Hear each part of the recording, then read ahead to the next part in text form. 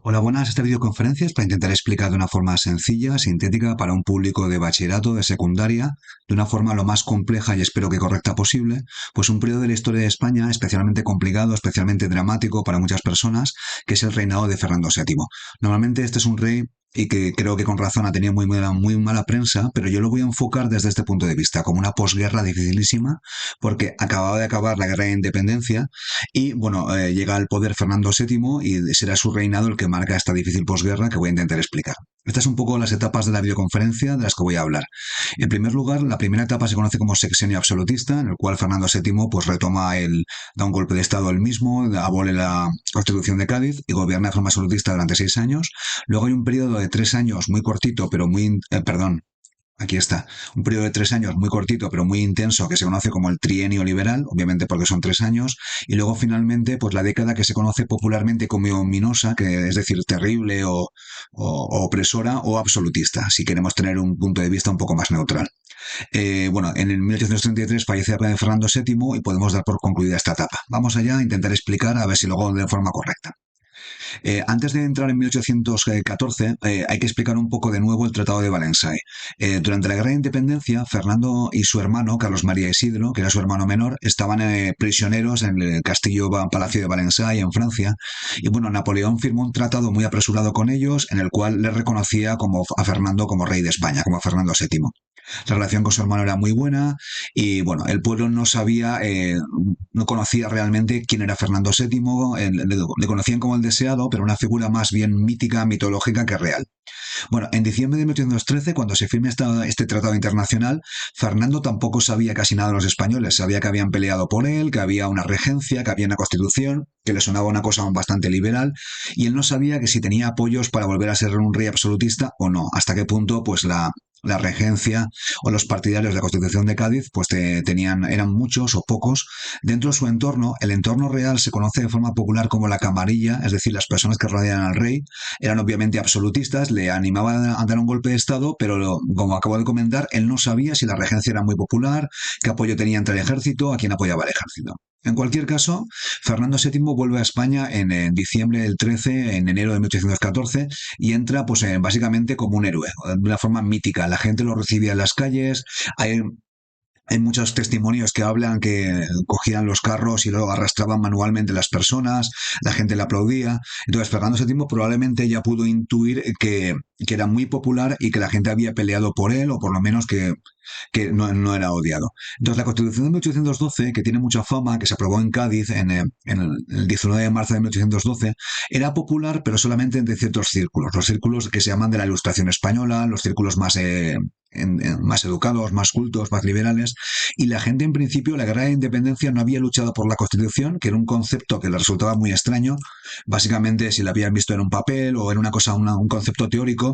En todo caso, si había luchado por el rey, por la religión, por el pueblo, por sus circunstancias personales. Con lo cual podemos entender que en 1814, pues Fernando VII se sentirá tentado de dar un golpe de Estado. Esto es un grabado que hay de la época, se puede ver un poco la gente del pueblo arrastrando el carruaje real. Ahí gritaban la famosa frase "vivan las cadenas", que esta frase siempre se pone como un ejemplo de lo estúpida que era la gente, pero en una especie de contralema. Así como los franceses habían gritado libertad, igualdad y fraternidad, entonces frente a la libertad obligada de los franceses, el pueblo decía viva las cadenas. Estaban voluntariamente escogiendo ser esclavos. Esto es una paradoja que me gusta mucho a mí. Pero bueno, la idea es que Fernando VII vuelve, mucha gente le apoya, recibe mucho apoyo popular y entre los militares también tenía muchos partidarios y los militares le enviaron un manifiesto, un documento que es muy conocido, que se conoce como el Manifiesto de los Persas. Esto suele aparecer mucho en los exámenes y básicamente el manifiesto era un documento político en el cual le contaban una especie de pequeña historia. En tiempo de los persas había un periodo de caos y inestabilidad, y cuando ese periodo de caos e inestabilidad acababa, se estaban refiriendo obviamente a la guerra de independencia, pues el rey persa, el emperador, el Shah, pues volvía a tomar el poder de forma absoluta. Le estaban invitando a estos militares a dar un golpe de Estado. Se conoce como el manifiesto de los persas, es un poco complejo, pero bueno, si lo entiendes de esta manera, se entiende muy bien el documento. Tenía el apoyo del pueblo, que había visto cuando había vuelto a España, bueno, al menos del pueblo que le había salido a recibir, y tenía el apoyo de los militares, con lo cual Fernando se animó y dio un golpe de Estado en Valencia en mayo de 1814. Fijaos que había pasado como, no sé, unos 4 o 5 meses hasta que se atreve a dar el golpe de Estado. Le apoya el general Helio, que estaba en Valencia, y básicamente disuelve la Constitución y los decretos de las Cortes de Cádiz. Aquí tengo una duda, creo que abolió también, creo que no abolió los señoríos jurisdiccionales porque esto le favorecía como rey, le permitía cobrar más impuestos, pero no estoy del todo seguro porque he visto algún documento por ahí que dice que no. En cualquier caso, el rey Fernando VII, el deseado, dio un golpe de Estado con el apoyo de los militares y abolió pues, todos los decretos de las Cortes de Cádiz. Claro, los liberales de Cádiz, la gente que había soñado con Fernando VII, el deseado, que era una figura mítica, se vieron realmente sorprendidos por este movimiento del rey. Realmente no se esperaban que les fuera a dar un golpe de Estado ese rey por el cual habían luchado durante casi 4, 5, 6 años. Bueno, a partir de ahora, en esta diapositiva voy a hacer una reflexión genérica que os puede valer para este proceso, pero para casi todas las guerras. Mi tesis es que todas las guerras, y estoy hablando de la difícil posguerra, tienen unas consecuencias importantísimas, tanto durante como después del conflicto. Aquí tenemos una imagen de Goya, de los famosos desastres de la guerra, que es un grabado. La guerra de la independencia española tuvo muchísimos muertos, sufrimientos y en cierta forma embruteció a la gente. Entonces, ¿qué consecuencias tuvo? Durante el conflicto permitió aprobar leyes, normas, hacer cambios sociales que en época de paz hubieran sido imposibles. Por ejemplo, la Constitución de 1812. Sin la guerra, pues no hubiera sido posible.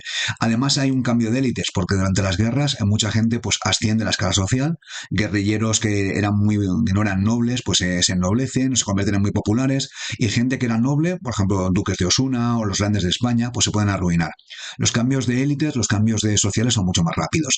Y después del conflicto, y esto es la etapa que nos interesa, 1814-1815, pues hay muchos problemas en todas las sociedades con la desmovilización. Es decir, cuando los soldados y los guerrilleros vuelven a la vida civil, pues están embrutecidos, están acostumbrados a la violencia, no saben en qué trabajar, han perdido su forma de vida, esperan que les recompensen de alguna manera. Entonces, esta desmovilización del paso de la guerra a la paz es muy costosa y muy problemática. El famoso caso es el de Hitler cuando se desmoviliza tras la Primera Guerra Mundial. Pero bueno, también pasó aquí. Los guerrilleros que habían combatido durante 4 o 5 años ahora no tienen forma de vida. Algunos se han hecho absolutistas, otros liberales, y bueno, mi idea es que los nuevos conflictos son mucho más probables y parte del caos de la difícil posguerra que voy a explicar ahora, pues viene de la guerra de independencia. Bueno, aquí tenemos un ejemplo de documento histórico que puede aparecer en un examen de secundaria o de bachillerato o de universidad. Y claro, aquí se ve el decreto de Fernando VII aboliendo pues, la obra de las Cortes de Cádiz. En el primer párrafo básicamente dice que le habían robado la soberanía. Es decir, consideraba que la soberanía, el poder pertenecía a él, la soberanía real, y claro, como le habían robado la soberanía, el robo técnicamente, jurídicamente es nulo, así que declara nulos y sin valor pues la Constitución de Cádiz y los decretos que ha aprobado. Con este decreto, el 4 de mayo, pues básicamente daba un golpe de Estado. A partir de aquí, Fernando VII y su entorno comienza a gobernar de forma bastante personalista. Fernando VII nunca había gobernado en su vida, todo lo más había participado en la corte de Carlos IV, gobierna él, su entorno, la camarilla. Yo entiendo que tenían muy poca experiencia política, que no sabían gobernar, no tenían experiencia, con lo cual muchas de las pifias o de las malas cosas que hicieron, pues tienen que ver con su falta de experiencia. También estaba en un proceso complicadísimo, estaba en medio de un colapso financiero, España estaba básicamente en ruinas, arruinada, la guerra, habían muerto muchísimas personas, la industria acumulada. Hay un rumor que no creo que, bueno, no sé si es del todo cierto, que las tropas británicas habían destruido la industria nacional, no creo que eso sea verdad. No tenían forma de recaudar impuestos, es decir, tenían los impuestos del antiguo régimen que se recaudaban de forma muy, muy ineficiente y pues no tenían forma de recaudar impuestos, de conseguir fondos, de conseguir policías o de apoyar al ejército, con lo cual el colapso financiero. Y además, desde las provincias americanas, muchas de ellas se habían declarado en rebeldía y es más, eran más un gasto que un ingreso. El orden público, como ya he comentado, era muy deficiente, los soldados desmovilizados, la guerrilla era muy problemática, había mucho caos social, claro, eso impedía recaudar impuestos, hacía todo mucho más difícil.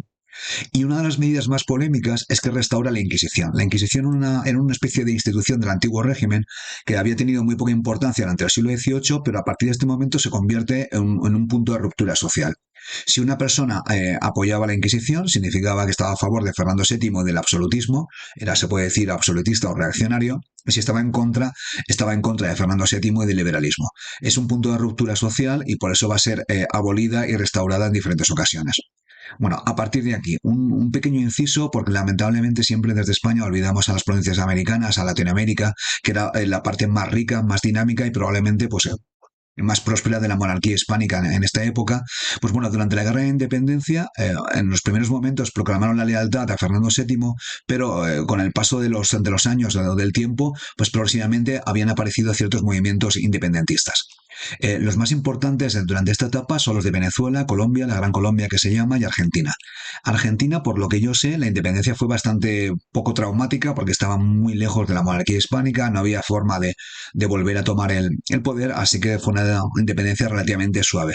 Mucho más problemática fue la independencia de Colombia, Venezuela, que se puede definir como la independencia sangrienta, donde aparecen líderes independentistas como Domingo Monteverde, Simón Bolívar, que bebían de las fuentes de la Ilustración. Y en estos momentos el rey de España, Fernando VII, intenta y consigue enviar un ejército al mando de un general, hablo de memoria, creo que es Pablo Morillo, y hay una guerra muy sangrienta entre los partidarios de mantener la lealtad de España y los partidarios de la independencia.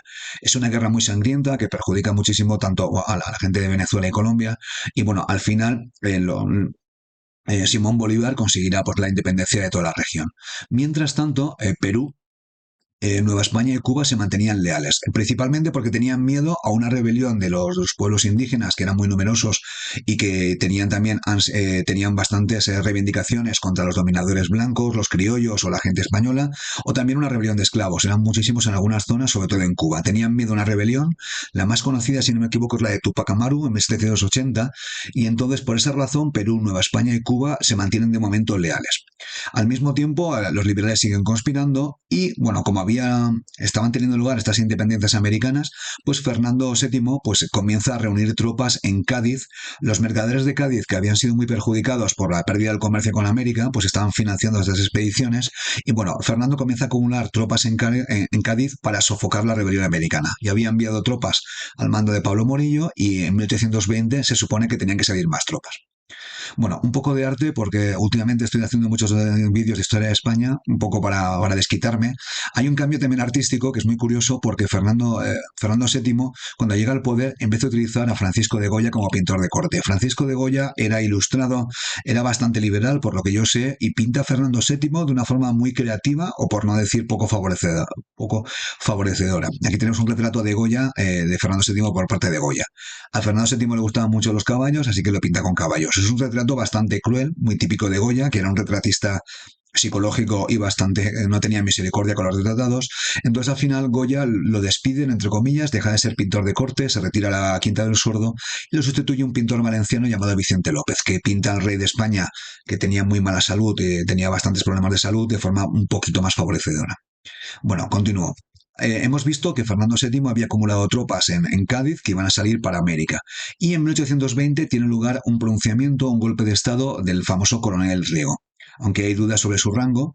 Entonces, un regimiento, si no me equivoco, el regimiento de Asturias, que iba a marchar a América, pues se amotinan contra el rey.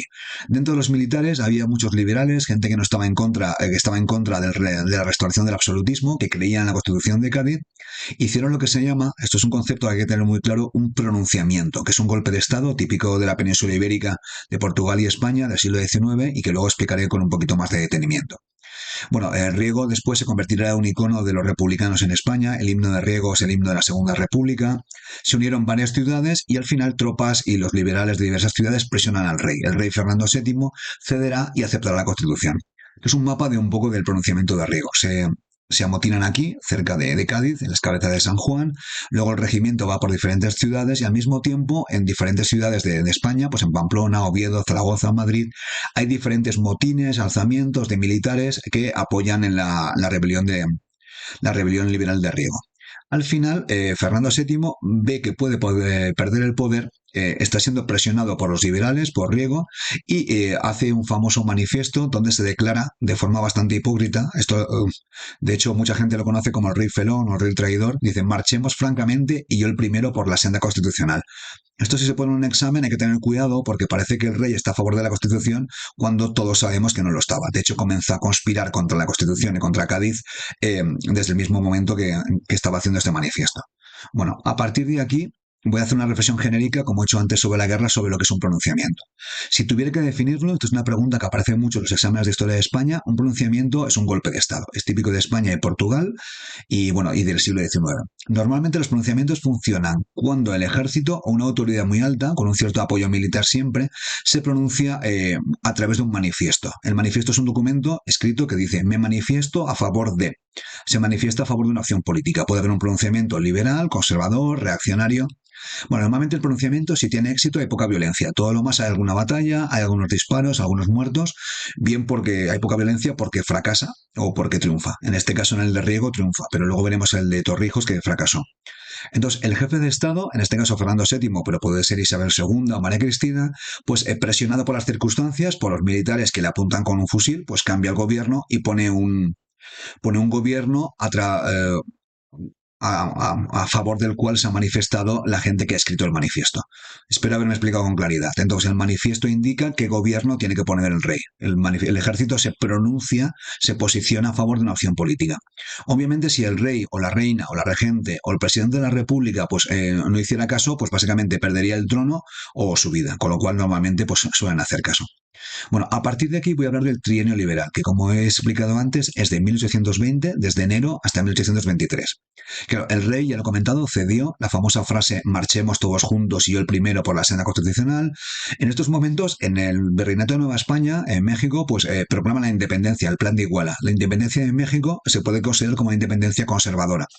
Incluso le ofrecen el trono en este plan de Iguala pues a Fernando VII, a uno de su familia, apuestan por la religión católica como la religión del nuevo país. Entonces la idea es, cuando llegan los liberales, la gente que era conservadora en Latinoamérica, pues toma la acción contraria. En este trienio liberal, si no me equivoco, hay 3, 4 o 5 gobiernos liberales al mando, con diferentes perfiles. Luego explicaré un poco los perfiles, porque sabérselos todos es muy complejo y estuvieron muy poquitos meses al mando. Como el caso de los conservadores, no tenían experiencia, no tenían capacidades, en general estaban más preparados que los gobiernos reaccionarios o de Fernando VII, pero bueno, no tenían capacidades para recaudar impuestos, intenta quitar el diezmo, hay muchas resistencias, no saben cómo conseguir fondos, también tenían problema con los conservadores, se podían temer un golpe de Estado contrario. Y bueno, durante el trienio liberal se puede decir que se aprobaron algunos códigos, algunas leyes, se aprobó la libertad de prensa, que hay una cierta es un momento donde se publican mucho, se aprueban o se crean muchas publicaciones, había más libertad que en el pasado, y se intentaron o se sugirieron algunas medidas desamortizadoras para conseguir fondos de la Iglesia Católica. No se llevaron a cabo, pero probablemente el fracaso del trienio liberal tiene que ver con las resistencias que surgieron. Claro, mucha gente vivía con la Iglesia Católica o de la Iglesia Católica o de sus fondos, con lo cual este tipo de fondos o de medidas suponían pues un golpe en la línea de flotación de la gente que vivía con la Iglesia Católica o en su entorno, con lo cual probablemente la facilidad con que el trienio liberal pierde el poder tiene que ver con esto, también con el golpe de Estado del rey. Luego también hay un proyecto de división provincial que se genera durante el trienio de una forma más o menos racionalista, pero solamente se aprobarán después de la muerte de Fernando VII. Bueno, entonces el trienio liberal se aprueban pocas medidas, son 3 años, tienen muchos gobiernos con diferentes tendencias y bueno, todo lo más se aprueban algunas leyes, libertad de prensa y se hace alguna medida para conseguir más fondos. Bueno, si hay que hablar algo del trienio liberal, es que los liberales, la gente que había dado el golpe de Estado, se dividen en 2 grupos principales. Esto hay que tenerlo claro. Un grupo se conocen como los exaltados, que también podemos decir o radicales, o la gente más motivada, más comprometida, o liberales puros. Ahí podemos encontrar a Mendizábal o Calatrava, que no son importantes en esta época, pero sí que serán más importantes durante el periodo siguiente, durante la época de María Cristina. Hacen todo tipo de reformas, son más proactivos. Y luego los llamados doceañistas, que eran partidarios de reinstaurar la Constitución de 1812, y a partir de ahí eran partidarios, tenían una fe, demasiada fe diría yo, en la buena voluntad del rey. Pensaban que podían educar a Fernando VII a que fuera un rey constitucional, y los doceañistas, se consideran como absolutistas más moderados. A partir de aquí, vamos a continuar con la historia, porque Fernando VII no estaba contento, él pensaba que le habían robado el poder, consideraba que el manifiesto que había firmado era nulo, así que usa a los monarcas europeos para intentar recuperar el poder. En estos momentos, había en Europa pues lo que se llama una reacción absolutista. El Congreso de Viena, que tiene lugar en 1815, pues los monarcas europeos, los más absolutistas y reaccionarios, se habían comprometido a ayudarse entre ellos si alguno de ellos tenía problemas. En el Congreso de Verona, que tuvo lugar unos años más tarde, pues acordaron enviar un ejército a España porque consideraban que el rey Fernando VII había sido secuestrado por los liberales, estaba en problemas, así que enviaron un ejército. Este ejército se conoce así como una metáfora de forma así popular como los 100.000 hijos de San Luis porque eran en su mayoría franceses y San Luis era el rey, el santo patrón de Francia. Es un ejército sobre todo compuesto por franceses, pero por lo que yo sé no totalmente. Y bueno, enviaron un ejército al mando del duque de Angulema, que tenemos aquí una imagen, un retrato de época, para restaurar el orden. Entraron por Francia, entraron en la península ibérica, no hubo resistencia en absoluto. De hecho, mucha gente los apoyó, no hubo guerrilla, la guerrilla estuvo a favor porque había muchos partidas absolutistas, partidarios del absolutismo. Esto podemos concluir que la mayoría del país no era liberal, o por lo menos veía lo que hacían desde el gobierno liberal en el trienio con muchas suspicacias, y el rey, después de ciertos combates, fue rescatado de los liberales. Con lo cual, en 1823, Fernando VII puede volver al poder y puede ser de nuevo un rey absolutista. Hay que reseñar que durante la invasión francesa, los 100.000 hijos de San Luis, las partidas realistas, los partidarios del antiguo régimen, desatan muchísima represión y caos y mucha violencia contra los partidarios liberales. Así como en 1814 hubo cierta represión, no se puede negar, aquí la represión fue masiva. De hecho, el duque de Angulema le pidió a Fernando VII que la parara y Fernando VII no tenía forma de controlar a sus partidarios más exaltados. Y empieza lo que se llama la década ominosa o la década absolutista, si queremos ser un poco más neutrales, que tiene lugar desde 1823 hasta 1833, fecha en la que muere Fernando VII.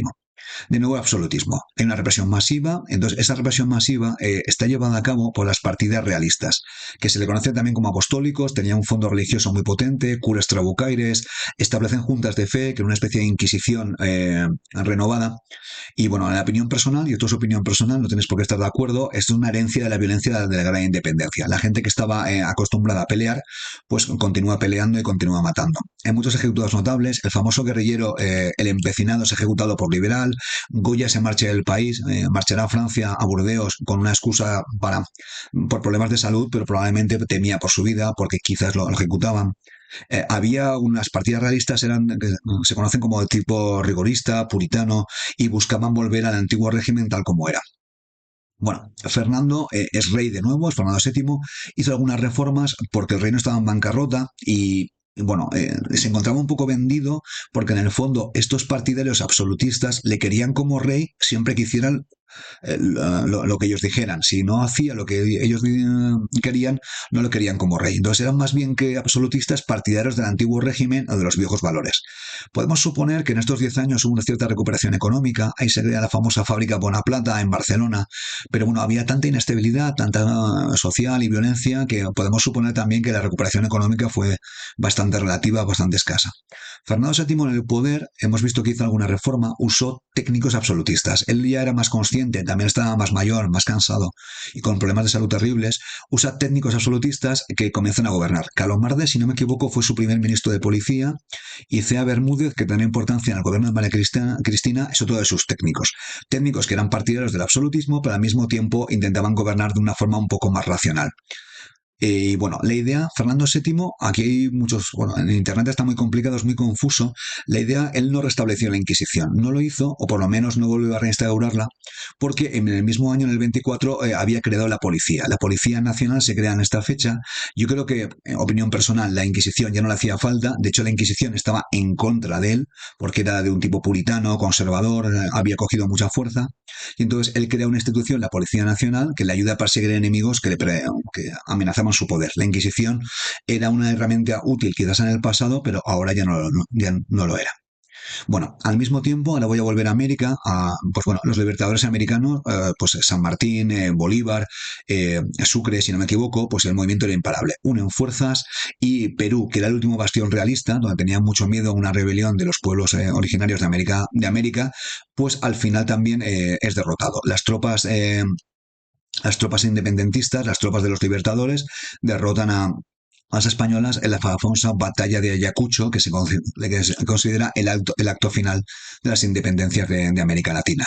Entonces, en estas tropas españolas que están desbordadas, aquí se me ha quedado del valenciano, disculpadme, en los desbordades, está un jovencísimo general, Baldomero Espartero, que bueno, participa como teniente o capitán, es derrotado, prisionero, y esta gente que luego vuelven a España son conocidos como los ayacuchos. Muchos tenían un perfil liberal y cuando vuelven a España pues apoyarán el liberalismo. Bueno, y de las antiguas provincias, del antiguo imperio español, de la monarquía hispánica, solamente quedaba la más importante, Cuba y Filipinas. Cuba, hablaré un poquito, no se libera en parte porque tenían miedo a una rebelión de esclavos. En Haití, pues la rebelión de esclavos había acabado con toda la población blanca y bueno, las comunicaciones con la península eran mucho más fáciles, están en el fondo más cerca y también es una provincia rica y dinámica que lo era en el siglo XVIII y en el siglo XIX continuará siendo, ¿no? Con lo cual la prosperidad económica hacía que en cierta forma pues no interesara pues de separarse de España. Bueno, a partir de aquí, Fernando VII, esto es una opinión personal, en los libros no suele aparecer así, yo creo que estaba en una posición muy estable. Él era un rey pues muy manipulador, en las distancias cortas se ve que era muy campechano, y él tenía tanto miedo a los liberales, que le podían hacer de nuevo un pronunciamiento o golpe de Estado, como a los absolutistas, las famosas partidas realistas, que habían desatado una ola de violencia. Con lo cual, parte de que permanecieron en el poder es que el ejército francés, los 100.000 hijos de San Luis, estuvieron en España hasta en 1828. Así que la paradoja es que los franceses básicamente le permitieron a Fernando VII continuar siendo rey de España. Esto es una paradoja, no se suele contar en los libros, pero bueno, fue el ejército francés del duque de Angoulême, que creo que ya no estaba, había otro, que le pidieron que frenara la represión, pues fueron los que el ejército francés fue el que le permitió pues, continuar en el poder. Un ejemplo de los problemas que tenía Fernando VII es una famosa guerra o rebelión o motín dels malcontents. Esto tiene lugar en Cataluña, de hecho de ahí el nombre, los malcontents, los enfadados, los malcontentos, que es un levantamiento pues ultra absolutista contra Fernando VII. Esto es una paradoja. Fijaos el lema. Esto lo encontré en internet, no sé hasta qué punto pues me la han colado, pero bueno, es viva la religión, viva el rey absoluto, viva la Inquisición, muere la policía que el rey acababa de crear, muere el masonismo, que era una especie de asociación liberal y toda secta oculta. Esto es una rebelión que tiene lugar, al final Fernando VII se acerca y te ponen las armas, pero bueno, fue sofocado por el ejército, pero esto es un ejemplo de que el rey Fernando VII tenía oposición tanto de los liberales como de la gente más conservadora y absolutista. Esto es un grabado, no tiene por qué ser cierto, pero se puede ver aquí el fraile, ¿no? Que está arengando a las masas para que luchen por la religión y contra Fernando VII, que para ellos era un rey demasiado liberal. Mientras tanto, que es una situación muy inestable, dentro de la corte de Fernando VII se puede hablar de como dos facciones. El rey Fernando VII, que tenía muchas pocas virtudes, pero bueno, una era el sentido del humor, los llamaba la burra blanca a los apostólicos, que era una facción que eran partidarios de la religión, más absolutistas, y se agrupaban a favor del príncipe Carlos María Isidro, su hermano, que nunca le quiso traicionar, y luego estaba la facción más o menos absolutista moderada, la burra negra que los llama él, que luego después se agrupará junto a María Cristina, que era la joven y nueva esposa de Fernando VII. Entonces, había facciones en el país, pues las partidas absolutistas y los liberales, y luego dentro de la corte, en Aranjuez, en el Escorial, los apostólicos y los reformistas. De momento, a favor de Carlos María Isidro, hay que decir que siempre fue leal a su hermano y no se rebeló hasta que su hermano murió. Y luego vamos a hablar un poco de la situación personal del rey. Fernando VII, hay muchas leyendas sobre él que no voy a contar, pero bueno, tuvo varias mujeres. Aquí tenemos a María Isabel de Braganza, que a mí me cae especialmente bien porque fue la que creó el Museo del Prado. Aquí se le puede ver con los planos y aquí se puede ver un poco el Museo del Prado, así que es una de las promotoras del arte. Era una princesa portuguesa que bueno, a mí me cae especialmente bien. Y luego tenemos a María Josefa Amalia de Sajonia, que era jovencísima, era católica de Baviera, perdón, de Sajonia, y bueno, que murió muy jovencita. Entonces, hubo una época en 1828-29 cuando muere su esposa, que Fernando VII no tenía hijos, con lo cual el heredero iba a ser su hermano.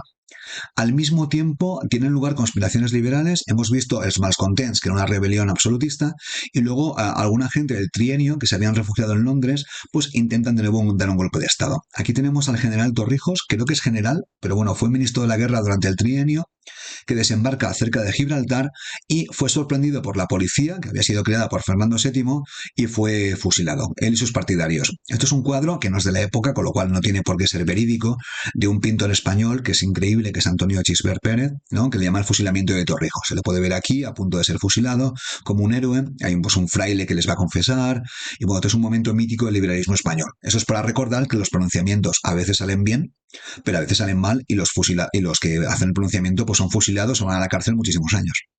Bueno, vamos ahora con la nueva mujer de Fernando VII, que es María Cristina de Borbón. Era de los Borbones de la rama siciliana. Era una chica jovencísima, tenía creo que 23 años y se casan el 9 de diciembre del 29 en Aranjuez. Aquí mucha gente sabía de los problemas personales y fisiológicos de Fernando VII, tenía muy mala salud, que no voy a comentar, y bueno, se casan y muy poca gente esperaba que fueran a tener un hijo, pero al final tendrá no un hijo, sino una hija, que es Isabel II. Aquí tenemos también a la familia de Fernando VII, Carlos María Isidro, lo podemos ver aquí. Lo podemos ver en la familia de Carlos IV, con muy jovencito, aquí ya estaba bastante más mayor, que se había casado con una princesa portuguesa, que se murió muy jovencita, y luego se casó con su hermana, que esta sí que nos interesa, que es María Teresa de Braganza, que se convertirá en la gran dama del carlismo pues en el periodo posterior. Entonces, para dar un poco de papel, María Teresa de Braganza pues cooperó con su esposo, Carlos María Isidro, y eran los grandes líderes de los apostólicos, de la facción conservadora absolutista, que de momento estaban más o menos tranquilos porque pensaban que Carlos María Isidro iría a heredar. Carlos María Isidro, se puede ver la fecha que fallece, tenía mucha mejor salud que su hermano y viviría muchos años más. Bueno, ¿qué pasa? No iba a heredar, no tenía hijos, pero Isabel nace pocos meses después. Nace en 1830 y María Cristina, aquí me falta que esté en mayúscula, pues tenía una especie de partido, era popular entre los absolutistas técnicos, entre Cía Bermúdez, la Burra Blanca, y bueno, pues en María Cristina, como buena princesa del antiguo régimen, pues quería que su hija gobernara. Entonces estaba el partido de Carlos María Isidro, la Burra Blanca, y el partido de Isabel o el partido de María Cristina, la Burra Negra. Y aquí llega la cuestión sucesoria. Como es una cosa complejísima, pero que al mismo tiempo preguntan los exámenes de secundaria en España, lo siento, pero la voy a explicar con bastante precisión para que se entienda, porque si aparece algún tipo de documento histórico, pues son muy complejos de entender. A ver, la ley tradicional de Castilla, esa que las mujeres heredaban. En Castilla y en España, Isabel la Católica era una de las reinas míticas de la historia de España, poderosa, dominante, símbolo de la monarquía hispánica, del Imperio Español. Y bueno, la ley de Castilla tradicional permitía a las mujeres heredar. Pero cuando llegan los Borbones, aprueban la ley sálica, que era una ley francesa, que las mujeres no heredan, con lo cual heredaba el hermano, Carlos María Isidro. Esto no era no era una ley muy popular e intentaron cambiarla. Carlos IV, en unas cortes de 1789, había abolido la ley sálica, perdón, la habían abolido las cortes, pero para que una ley de cortes fuera legal, hacía falta que el rey la firmara. Faltaba la pragmática sanción. Una sanción es una firma. Faltaba una ley, era un trámite básicamente, es algo muy español lo de procrastinar y hacer todo al final, pero no lo habían firmado, con lo cual esa abolición de la ley sálica estaba a medio empezar. En cualquier caso, como bueno, tuvo lugar la guerra de la independencia, lo de Manuel Godoy, vamos, el tema se había dejado pasar, pero en 1830, cuando nace Isabel, claro, la cuestión era importante, porque si la ley sálica estaba en vigor, heredaba Carlos. Si la ley sálica no estaba en vigor, heredaba Isabel. Entonces, finalmente, convencido sin duda por su mujer María Cristina, pues Fernando VII aprueba la pragmática sanción, con lo cual la ley sálica abolida. Pero en 1832, Fernando, que estaba muy enfermo, sufre un accidente, pues en circunstancias poco claras, probablemente porque intervino Carlos María Isidro, la princesa de Braganza, pues declara nula la pragmática sanción que había aprobado un poco antes. La declara nula, con lo cual la ley sálica está restaurada y con lo cual, bueno, es un lío monumental legal. Hay una leyenda donde María Cristina se acerca al ministro de Policía, Calomarde, la abofetea y Calomarde le responde de forma muy elegante: manos blancas no ofenden. Bueno, esto es una historia que se suele contar.